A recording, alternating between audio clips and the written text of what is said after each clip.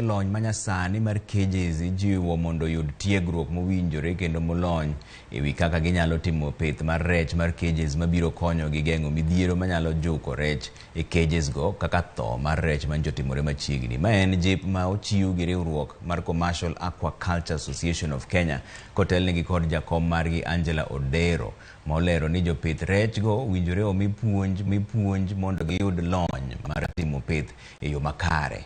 Gikwayo tend kaunti ma Kisumu mondo makre kodgi eneno ni gichiwo kare chenro mar lony no. Ma biro bang' lal ma jopith rech noyudo bang' ka rech otho kuonde mopogore e Nam Lolwe.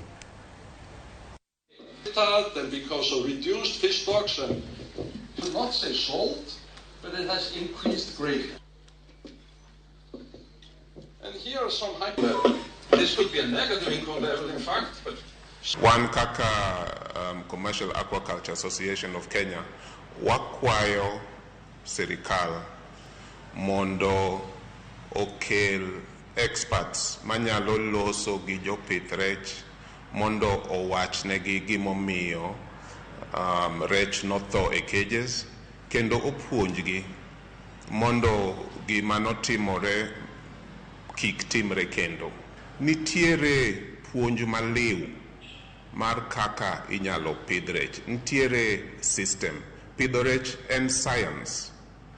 To inyalo bedo japith rech mosewinjo wach to pok ong'eyo matut gimomiyo nyakitim kaka owachni.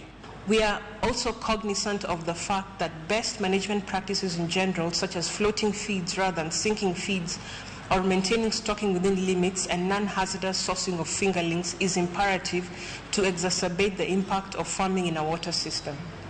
As an association, we are ready to work with both the county and national governments and cage farms to promote appropriate and sustainable fish husbandry practices, as well as support the growth of aquaculture in an environmentally